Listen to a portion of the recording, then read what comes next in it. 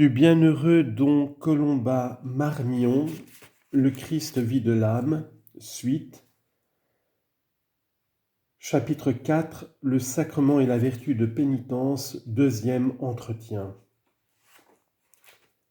Le sacrement a été institué par Jésus-Christ pour la rémission des péchés, pour nous rendre, quand nous l'avons perdu après le baptême, la vie de la grâce. Il contient en lui-même une grâce de pardon illimitée. Mais, pour qu'il agisse dans l'âme, celle-ci doit enlever tout obstacle qui s'oppose à son action. Or, quel est ici l'obstacle? Le péché et l'attachement au péché. Le pécheur doit faire l'aveu de son péché, aveu intégral quant aux fautes mortelles, puis il doit détruire l'attachement au péché par la contrition et l'acceptation de la satisfaction imposée. Comme vous le savez, de tous ces éléments essentiels qui regardent le pénitent, la contrition est le plus important. Même si l'accusation des fautes était rendue matériellement impossible, la nécessité de la contrition demeure. Pourquoi cela? Parce que par le péché, l'âme s'est détournée de Dieu pour se complaire dans la créature. Si elle veut que Dieu se communique de nouveau à elle et lui rende la vie, elle doit répudier l'attache à la créature pour se tourner vers Dieu. Cet acte comprend la détestation du péché et le ferme propos de ne plus le commettre. Autrement, la détestation n'est pas sincère. Telle est la contrition. Comme le mot l'indique, c'est un sentiment de douleur qui brise l'âme, éclairée sur son état malheureux et sur l'offense divine, et la fait retourner vers Dieu. La contrition est parfaite quand l'âme est triste d'avoir offensé le souverain bien et la bonté infinie. Cette perfection se tire du motif qui est le plus élevé qui soit, la majesté divine. Mais il va de soi que cette contrition parfaite dans sa nature comporte dans son intensité toute une série d'échelons. Cette intensité varie suivant le degré de ferveur de chaque âme. Quel que soit ce degré d'intensité, l'acte de contrition parfaite dans son motif efface le péché mortel au moment où l'âme le produit. Mais dans l'économie actuelle, en vertu du précepte positif établi par le Christ, l'accusation des fautes mortelles demeure obligatoire quand elle est possible. La contrition imparfaite, celle qui se tire de la honte éprouvée à cause du péché, du châtiment mérité par le péché, de la perte de la béatitude éternelle, n'a pas par elle-même cet effet d'effacer le péché mortel, mais elle suffit avec l'absolution donnée par le prêtre. Ce sont là des vérités que je dois simplement vous rappeler, mais il y a un point important sur lequel je désire attirer votre attention. En dehors de la confession, la contrition met déjà l'âme en opposition avec le péché. La haine du péché qu'elle fait naître constitue un commencement de destruction du péché. Cet acte est en lui-même agréable à Dieu. Dans le sacrement de pénitence, la contrition, comme d'ailleurs les autres actes du pénitent, accusation des fautes et satisfaction, revêt un caractère sacramentel. Qu'est-ce que cela signifie? Dans tout sacrement, les mérites infinis acquis pour nous par le Christ sont appliqués à l'âme pour produire la grâce spéciale contenue dans le sacrement. La grâce du sacrement de pénitence est de détruire en l'âme le péché, d'affaiblir les restes du péché, de rendre la vie, ou s'il n'y a que des fautes vénielles, de les remettre et d'augmenter la grâce. Dans ce sacrement, la haine du péché que le Christ a éprouvé dans son agonie et sur la croix, Dilexisti iam et odisti iniquitatem, Psaume 44, verset 8, tu as aimé la justice et haï l'iniquité, passe dans notre âme pour y produire la destruction du péché. La ruine du péché opérée par le Christ se substituant à nous dans sa passion se reproduit dans le pénitent. La contrition reste ce qu'elle est, même en dehors du sacrement, un instrument de mort au péché, mais dans le sacrement, les mérites du Christ élèvent, pour ainsi dire infiniment, cet instrument et lui donne une efficacité souveraine. C'est dans son sang divin qu'à ce moment le Christ lave nos âmes. Christus lavit nos a peccatis nostris in sanguine suo. Apocalypse 1, 5. Le Christ nous a lavés de nos péchés dans son sang. Ne l'oubliez donc jamais, chaque fois que vous recevez dignement avec dévotion ce sacrement, même s'il n'y a que des fautes vénielles, le sang du Christ coule abondamment sur vos âmes pour les vivifier, les fortifier contre la tentation et les rendre généreuses dans la lutte contre la tâche au péché, pour détruire en elles les racines et les effets du péché. L'âme trouve dans ce sacrement une grâce spéciale pour déraciner les vices et se purifier de plus en plus, pour retrouver ou augmenter en elle la vie de la grâce. Ranimons donc toujours avant la confession notre foi dans la valeur infinie de l'expiation de Jésus-Christ. Il a supporté le poids de tous nos péchés. Iniquitates nostras ipse portavit. Isaïe 53, 11. Il s'est offert pour chacun de nous. Dilexit me et tradidit semet ipsum promet. Il m'a aimé et s'est livré pour moi. Ses satisfactions sont plus que surabondantes. Il a acquis le droit de nous pardonner.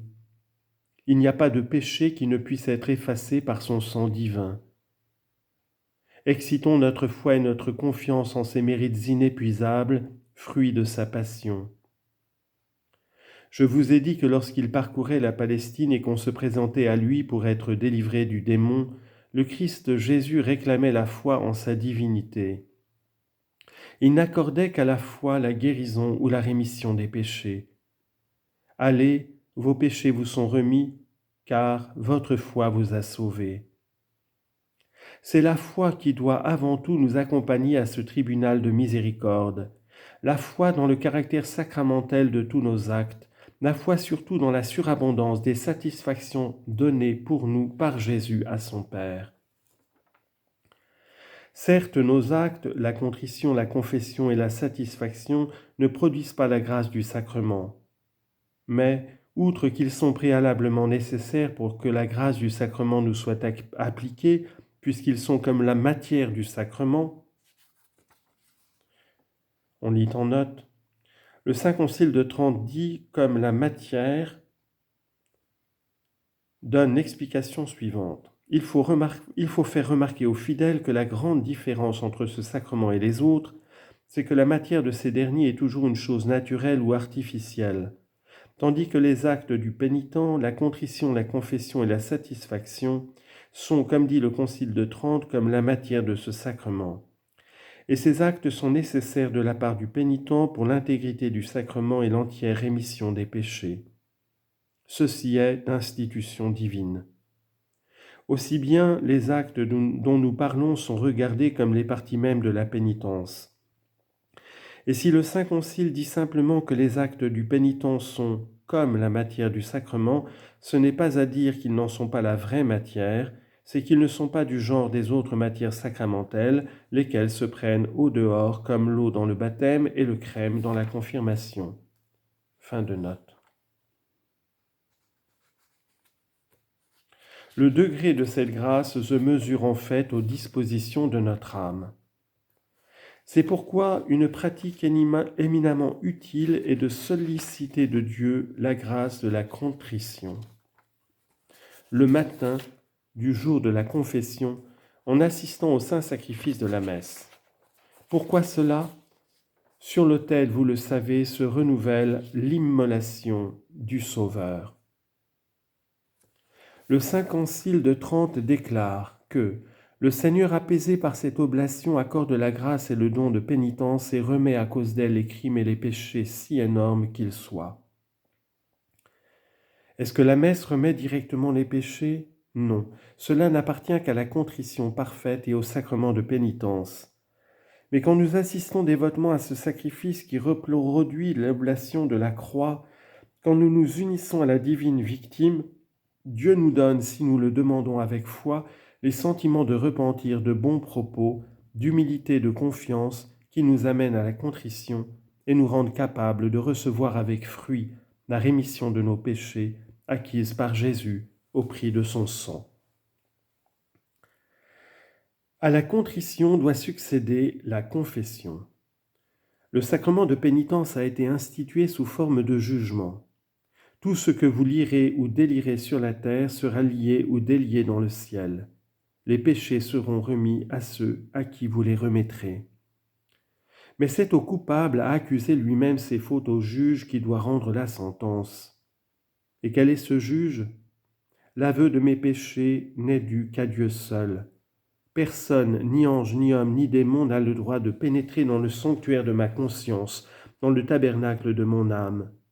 Dieu seul mérite cet hommage et il le réclame dans ce sacrement pour la gloire de son Fils Jésus.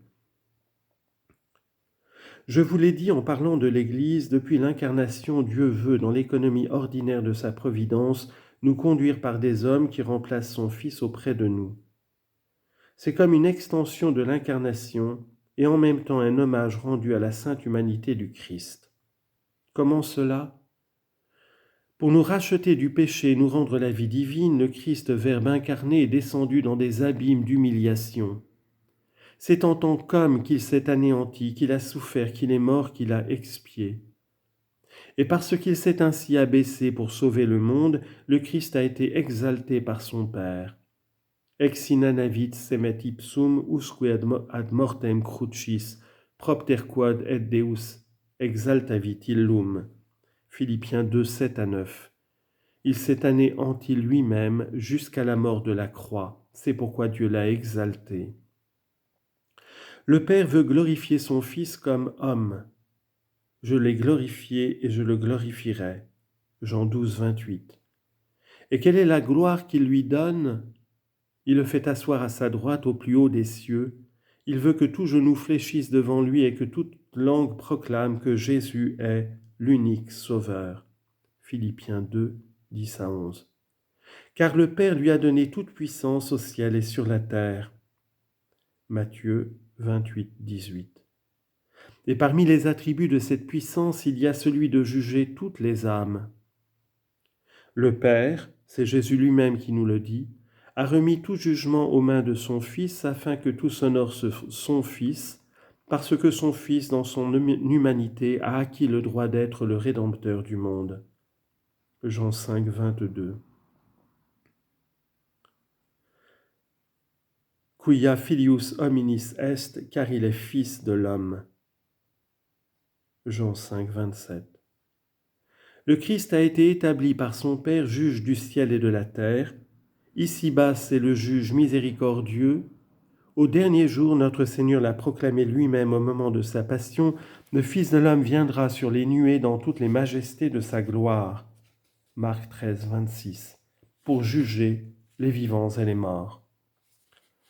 Telle est la gloire que le Père veut donner à son Fils, et c'est cette gloire qu'il veut que nous lui donnions dans ce sacrement.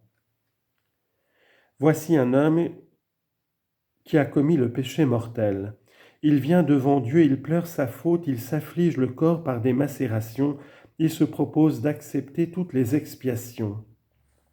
Dieu lui dit, c'est bien, mais je veux que vous reconnaissiez, que vous proclamiez le pouvoir de mon Fils Jésus en vous soumettant à lui dans la personne de celui qui le remplace auprès de vous.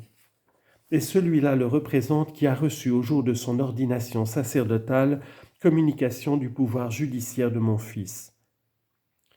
Si le pécheur ne veut pas donner cet hommage à la sainte humanité de Jésus, Dieu refuse de l'entendre.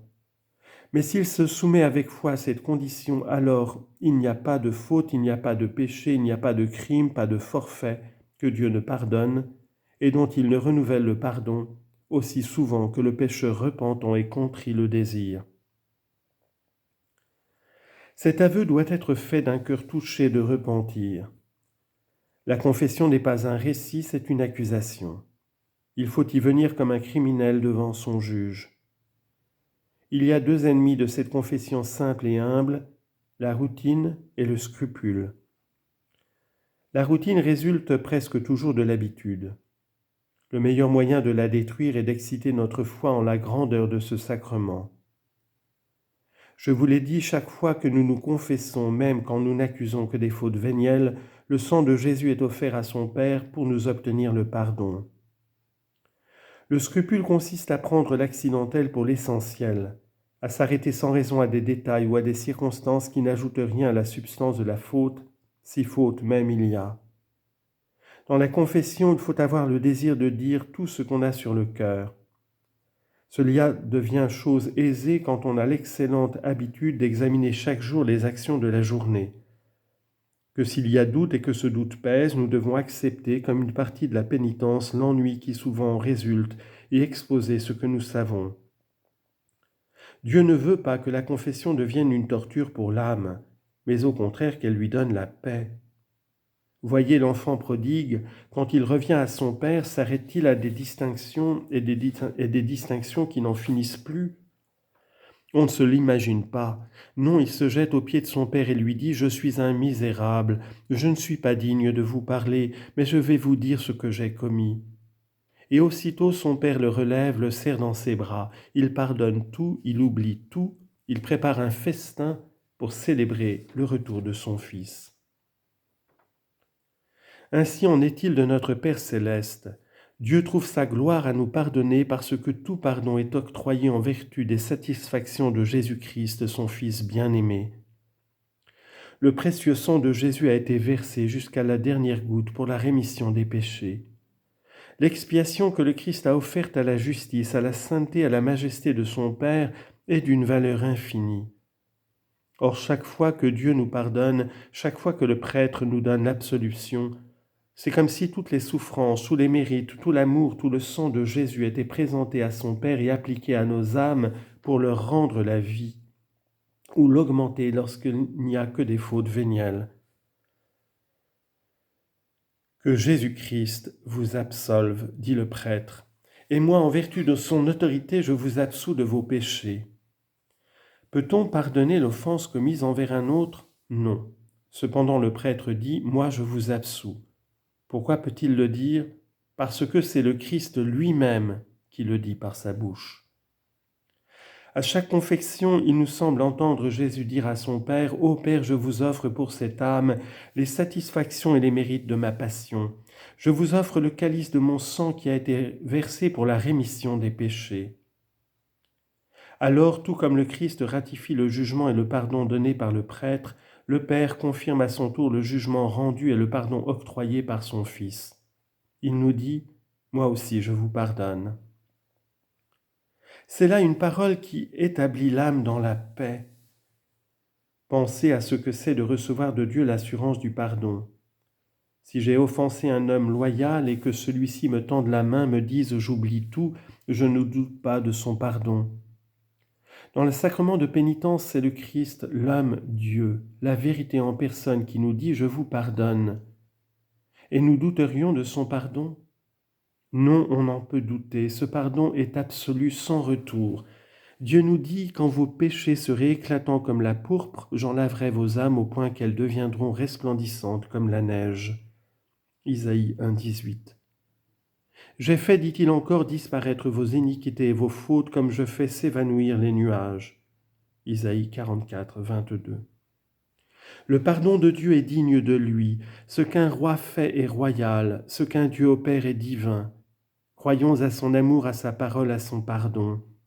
Cet acte de foi et de confiance est extrêmement agréable à Dieu et à Jésus, car c'est un hommage rendu à la valeur infinie des mérites du Christ. C'est proclamer que la plénitude et l'universalité du pardon que Dieu accorde aux hommes ici-bas est un des triomphes du sang de Jésus. À la contrition du cœur, à la confession des lèvres, doit enfin se joindre l'humble acceptation de la satisfaction. Cette acceptation est un élément essentiel du sacrement. Jadis, l'œuvre de satisfaction à accomplir était considérable. À présent, la satisfaction imposée par le confesseur pour la peine due au péché se réduit à quelques prières, à une aumône, à une pratique de mortification. Certes, notre Seigneur a surabondamment satisfait pour nous, mais dit le Concile de Trente, l'équité et la justice veulent qu'ayant péché après le baptême, nous apportions, pour solder la dette méritée par nos fautes, notre part d'expiation. Cette satisfaction étant sacramentelle, le Christ Jésus, par la bouche du prêtre qui le remplace, l'unit à ses propres satisfactions. C'est pourquoi elle est d'une grande efficacité pour produire dans l'âme la mort au péché, en accomplissant cette satisfaction pour nos péchés, dit le Saint Concile de Trente, nous nous rendons conformes à Jésus-Christ qui a donné à son Père une expiation infinie pour nos fautes. Le Concile remarque que ces œuvres de satisfaction, tout en étant accomplies par nous, ne tirent pourtant leur valeur que de notre union à Jésus-Christ. Sans lui, en effet, de nous-mêmes, nous ne pouvons rien faire. Mais fortifiés par sa grâce, nous sommes en mesure de tout souffrir. Et ainsi, toute notre gloire est d'appartenir à ce Christ en qui nous vivons, en qui nous satisfaisons, lorsque nous accomplissons pour expier nos péchés de dignes fruits de pénitence. C'est en lui que ces actes de satisfaction puisent leur mérite. C'est par lui qu'ils sont offerts au Père, et c'est à cause de lui que le Père les agrée. Vous voyez quel admirable sacrement la sagesse, la puissance et la bonté de Dieu ont établi pour notre salut. Dieu y trouve sa gloire et celle de son Fils, car c'est en vertu des mérites infinis de Jésus que le pardon nous y est donné, que la vie divine nous y est rendue ou augmentée. Unissons-nous dès maintenant au cantique chanté par les élus à l'agneau, au Christ Jésus immolé pour nous, vous nous avez rachetés par votre sang précieux, que toute louange, toute puissance, toute gloire, tout honneur vous soit rendu à jamais. Amen.